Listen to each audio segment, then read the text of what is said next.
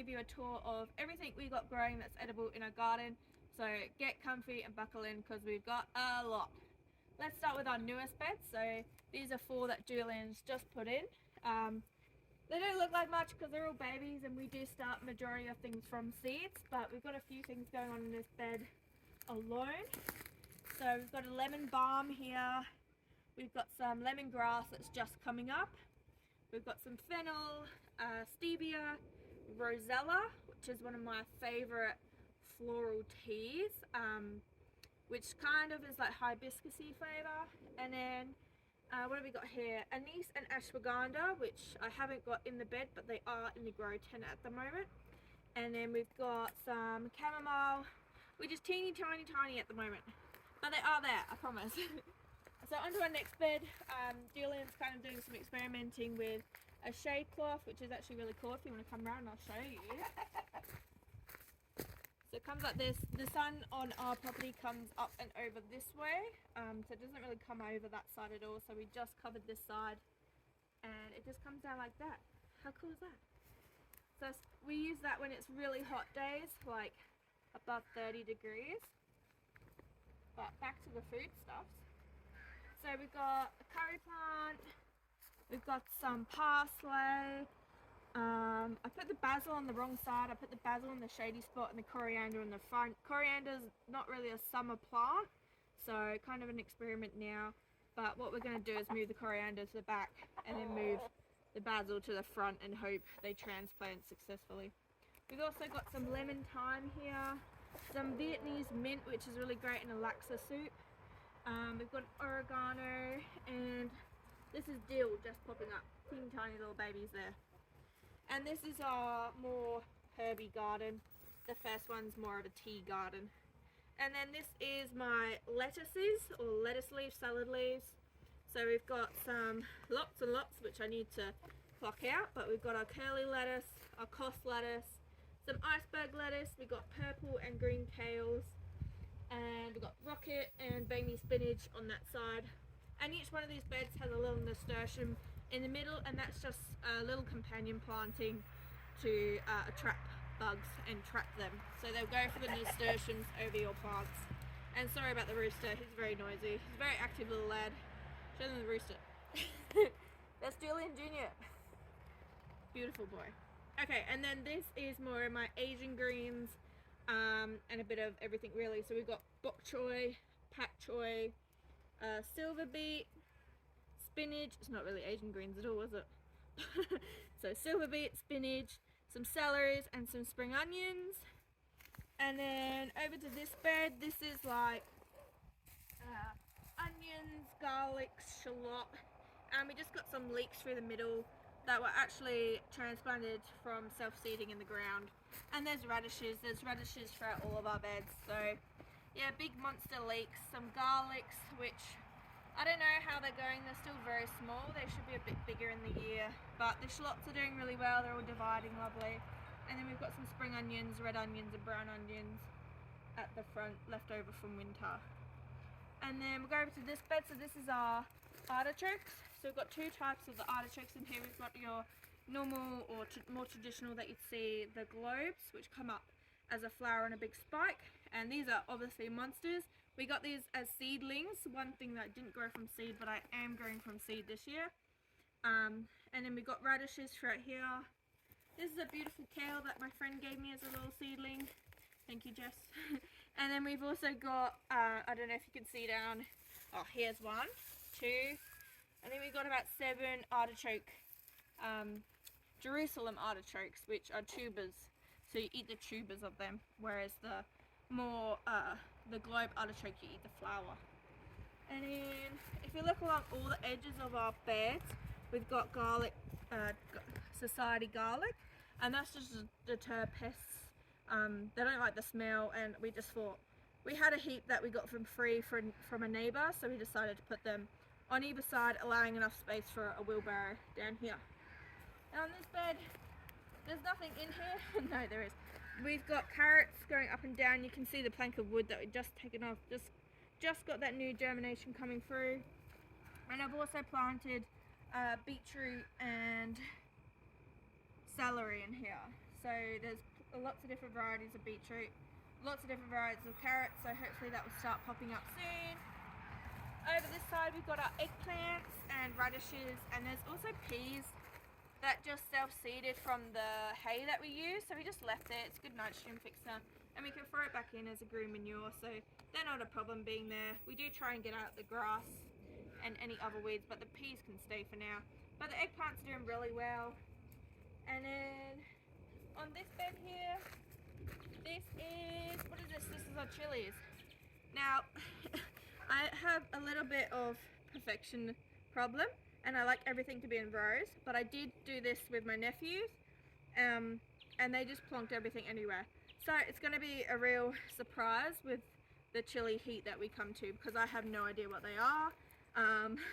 So yeah, we've got probably about 8 varieties of chilies in here, so it's going to be potluck how spicy they're going to be. And then on this side, obviously we've got our beautiful tomatoes with a really impressive bed that Julia made. And what we've done is we've got a lattice up the top that we've attached our string to, and then at the bottom of the string all we've done is use tent pegs. Let's see if I can get one out without damaging the plant. But they're just tent pegs, and we wrap that around the plant. Oh, there's a mosquito there. And that would just keep that nice and taut. And then as the plant grows, we're going to attach clips to keep it growing up straight. Now we probably did overcrowd this a bit, and I think tomatoes, you're meant to plant probably 4 tomatoes maximum in that bed, but we'll see what happens. I like tomatoes, so I'm sure I'll eat them before any bugs do. Let's go over this way. And we have lots of random things just popping up, like horseradish we have popping up. So that's what it's called. More horseradish, more horseradish, more horseradish. In this little bed, if you want to stick the camera down there, is a pepino. And it's like a melon flavored grape-sized fruit that I've never tried, but really excited for that one. And then in this bed here we've got our kiwi berry. So she's thriving, she's loving life. I don't know if we'll put her in the ground or see how she goes. It is a full sun plant, but we used the shade cloth just as it got out the nursery to just protect it that bit more from a couple of 30-degree days that we've had recently. And then obviously our fig tree, don't look at it. I pruned it really bad. don't look at it. Walk away. Alright. All along our swells we've got our pioneering plants, which are nitrogen fixers before our swale. And we've got some leeks and potatoes and maybe spring onion. I think they are leeks, so that would be really cool when they come up. They're just self-seeding everywhere, so that's awesome. And then in this bed is our capsicums. We've got a few different varieties of capsicums. They're doing quite well, and radishes and everything throughout. Beans, not beans, peas that are self-seeded. And we will be planting our marigolds, but they're in the seedling trays at the moment getting big. So when they're ready, we'll bring them out. But for now, they're fine. Nothing's really eating them, which is great. This side is our strawberry bed. I'm so proud of this bed. We got all these plants for free from my TAFE, and they're thriving. They're really loving life. We've had them for about 6 months now, and they're really doing well. And we have got a lot of, if you come in here, we've got a lovely, I have been eating them every day, but we do have a lot of red fruits coming up, which is very exciting. Homegrown strawberries are one of the best things on the planet. And then this is our melon bed, so these are all started from seed. We've got some watermelons, different varieties like Sugar Baby, and we've got some honeydew melons as well, all started from seeds, and they're doing okay. I think they're a bit small, they're a bit stunted, but I am liquid feeding them once a week, so I think hopefully when the sun and the heat kicks in a bit more, they'll come to life. And we've got our apricot plant, so this was already here, but she's doing really well. And at this point they're not too heavy for the branch, so we're just going to leave them.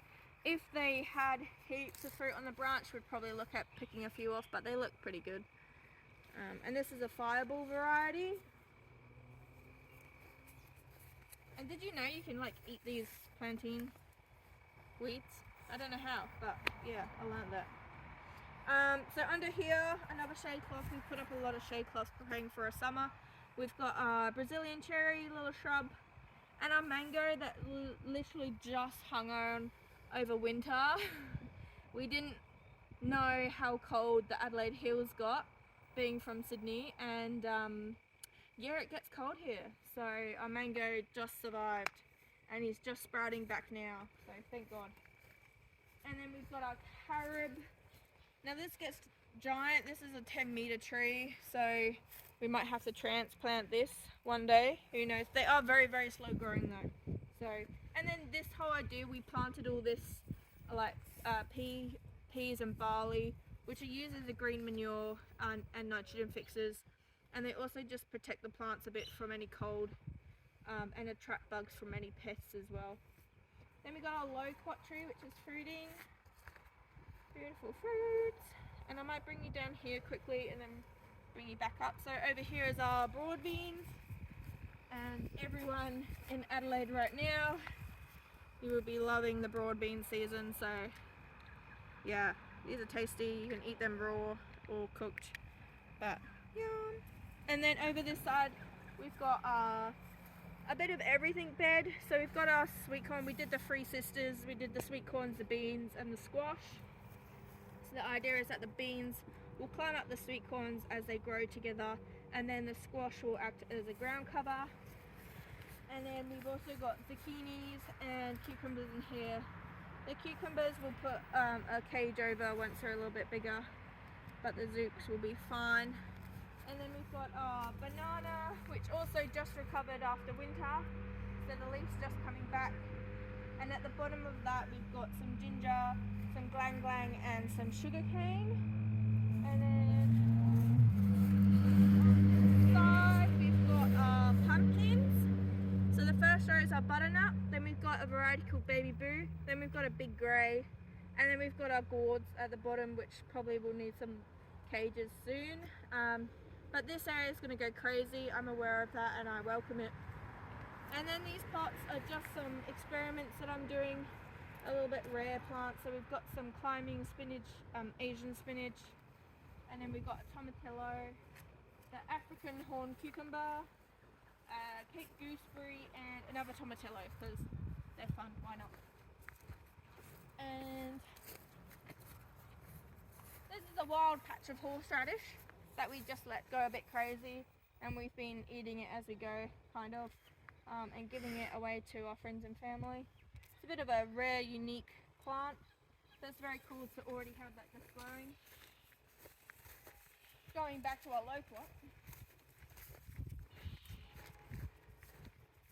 So from here we've got our existing lemon, which is a bit tatty, it needs a bit of a prune, but we just wanted to give it a year to kind of see how it is, and then we'll prune it next spring. This is our avocado, which is doing amazing if you come in. So this is our third year with this avocado, but obviously the first year, or the first season that it's been in the ground. So we put it in the ground back in autumn. And then that's a coffee that's dead, that died. Our ice cream bean tree, which is just sprouting back after the winter. A lot of these are tropical, and we probably should have looked after them a little bit better in winter with some fleece, but we didn't. So maybe, I don't know, they're going to be a bit hardier for next year, and we will fleece them this time. Our black zapote is doing alright, he's coming back. And then we've got a second variety of loquat. This one's from seed, the first one was grafted, and they're around the same age, so we'll see. Obviously that other loquat's already fruiting, so. But we love him, he can stay. We got our two cherimoyas, the relation to the custard apple. So they're just coming out of their dormancy, but they seem quite happy. They are full sun plants, but again, just while they've just come out of the nursery, we just shade them through this summer to get them through that really hot. We're meant to have like 40 degrees, so I'm a bit worried, but we'll get there, we'll figure it out. Then we've got our guava. I think these are What are they? Do you remember? Strawberry pineapple guavas or something.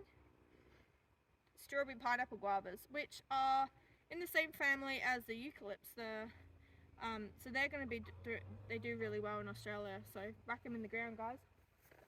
And then we've got our first midgeonberry and some more ginger, a kumquat. That was a gift from a friend. And then we've got our acacias. We've got a bunch of a few in there for our nitrogen fixing pioneers. We've got a second black sapote down there, that little stick. And he's just getting shoots back. You can just see them. But we actually got that one when it was teeny tiny. So, and it grew up in Sydney, so now it's here. And then this is our white sapote, which is doing a lot better than the others. Again, we've just shaded it to keep it a bit safe. And then we're just creating our vines now. We're going to do table grapes only. We've got 3 varieties. I can't remember from the life of me what this one is, but we've got a red crimson globe, I think it's called, and a green, I can't remember, but it's like a raisin grape. So excited for them. And then our olive tree is here. Again, a baby. Everything's babies here, but we got an aloe vera. I don't know why we put it there, but it's going to be moved. It's there for now. At the top here, we've just recovered some raspberry. We've got our kiwi berries, so we've got 2 females over on this side, and we've got our male on the other side. So the idea is that they're going to meet over the top of this tunnel, and they'll pollinate each other. We've also got native raspberry down there. You can come around the bird. Then we've got 2 native finger limes in here, different varieties, and a little blueberry, which is getting blueberries, and it's in the ground. So we do have very acidic soil being under eucalypts here. So it's quite amazing. The blueberries are thriving, and the kiwis are thriving, and the limes are thriving. But yeah, give it a try. And we've got our raspberries over here, which are just coming into bloom. So they will be giving us fruit. And you've got to be careful here because of our bees. We've both been stung. And I think Julian got stung in the face the other day. So, but yes, that is what happens when you have bees. And I just slipped on gum nut. That is also a hazard here. So here, and throughout the swales, we do have a lot of companion planting, like the marigolds. What else have we got? The nasturtiums, calendula, yeah, a lot of those just flowers to encourage insects and pollinators and to deter pests as well as the nitrogen fixing beans and peas in here. But this is my favourite kaffir lime, I can never pronounce it. And then we've got a fig variety here behind it, and our Tahitian lime, some nasturtium, which is obviously 100% edible, another fig variety. This is our raspberry jam wattle, which I believe you make, what do? You make from the seeds, or you're the wattle guy? Make flour. The bark. This is our mandarin, which is going bazonkers. Do you know what? This could be the same plant that's up the back. We have a mature citrus at the back, which we're not 100% sure what it is. But maybe I can post a picture and you guys can tell me what it is. We've got our jujube, which is just coming back after winter. Very excited for him. I don't know why, but half of my plants are girls, half of my plants are boys. They just get labelled. Who knows? This is my lemon, and this is a seedless lemon variety, so it's pretty cool. And it's got a big fat juicy lemon on this side. And everyone in Australia has a lemon tree, but this is our very, very first lemon ever. So, yay! And then we've got a navel orange, another mandarin, another dwarf mandarin. And this is our blood orange. So this is an Arnold variety, which is the deepest red blood orange that I could get my hands on.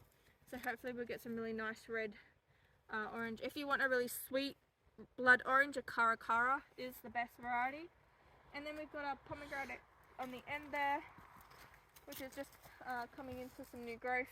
And over there under that tunnel, not that you can see it, but that's a Japanese raisin tree, and that can get quite big. We've just got it under the tunnel because it is a tropical plant and it's straight out of the nursery. Is it tropical? It's Japanese, I don't know.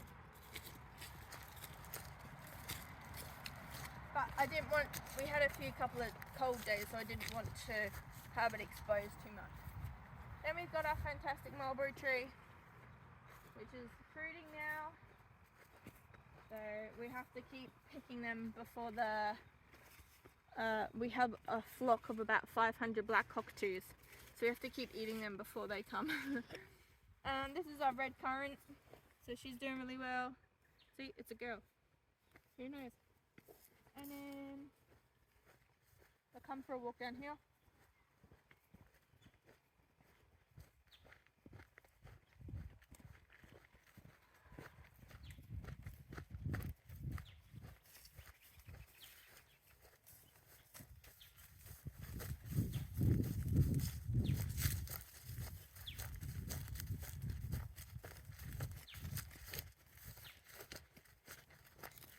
And welcome back. I can't see. So this is our chestnut. Chestnut should usually get a male and female. You need the male to pollinate the female, but in this case, one of our neighbours actually has an orchard of hazelnut and chestnut. So I'm hoping that with wind and our bees that they will be able to pollinate. If we don't get any fruit in the next couple of years, we're definitely looking to getting a male chestnut as well. They're just very big plants, so we did just buy the one for now. See how we go. This is our walnut. So he's doing really well. He's got some little fruits if you want to come and have a look. These are little walnut fruits. So we got about 3 fruits off this year last year, and that was the first year for fruit. So I'm hoping at least 10 from what I see from this year. These are semi-self-pollinating, so I think as long as you have bees in your area, they will pollinate. So that's pollinated itself.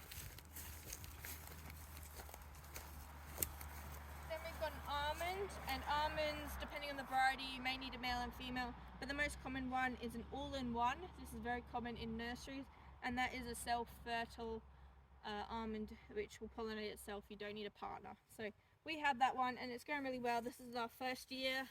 So, not expecting fruit, but that would be great if we do. I've still got the beans. We've got a few apples that Julian actually started from seed. So these are about 3 years old now, maybe. So that's kind of cool. We've got a male pistachio and a female pistachio. These are one of the trees that you do need a male and female partner. And then we've got our peach. Our peach here, which has some fruit on it. It did get a leaf curl, the fungal disease. Unfortunately, I did spray our plants 3 times at dormancy, at development, and at bud burst, but I think it's one of our older peaches behind us had the leaf curl, and it spread onto our baby peach. So it's one of those things, once it has it and the leaves are developed, you can't do anything about it. You just have to wait till next year and then spray again, I suppose. So hopefully I'll have more luck next year. Another apple that Julian did from seed, I think they're Fiji apples. And then this is our cherry. So this is a Stella cherry. And cherries don't need a partner, but they benefit from a partner. So we also have a Morello cherry here. And we are getting cherries on both these trees, so that's exciting. Hello, Maggie. Hello. And then we do have our plum, and this is cross-grafted with a prune, so they'll pollinate each other. And then we have 2 pears. So again, they do need a partner. So pears do need a partner, but it doesn't have to be the same variety. It can be a different species of pear. So we have a Nashi pear, and then we also have a Bosch pear. I can't remember the second name. And we take off our labels, so that doesn't help. A Bosch pear, which is for like a stewing pear. So they'll pollinate each other. Another apple, and then this is a heritage bramble apple. that I did some very hard pruning on, but it's bouncing back, so I'm really happy with that. And quince, and then we've also got, I think this one is our Granny Smith or Pink Lady. I can't remember off the top of my head. Let me come around.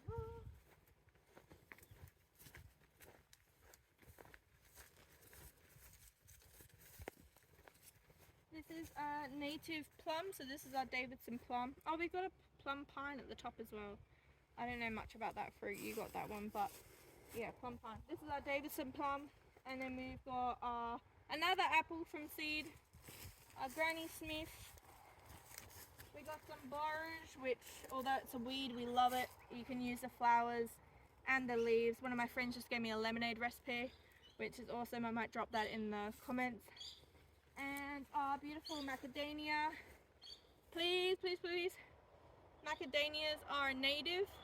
They need a native fertilizer. Please don't fertilize them with the same stuff you're fertilizing all your other plants with, because they will not like it. They will not have a good time. Speaking of natives, let's go look at my native bush tucker land.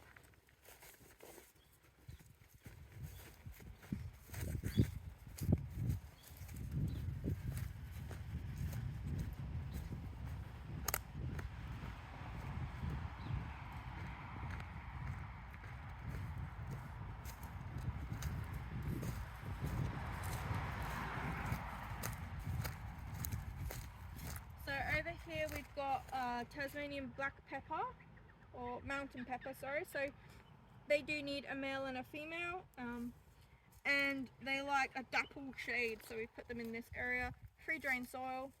Over here we've got our cinnamon myrtle. This one's actually really hard to find, so if you ever find one, I'd suggest grab it because they're quite unusual. And you can use these leaves as a tea, so I really love tea. I'm English, so dry the leaves, grind them up and make them into tea, and we can put that with our stevia. And I'm going to try and start making a lot more tea blends. This one's our bay leaf, and then we've got an anise myrtle, which tastes like aniseed lollies, if you've had them. And then our final in the trifecta, and that one's quite hard to find as well.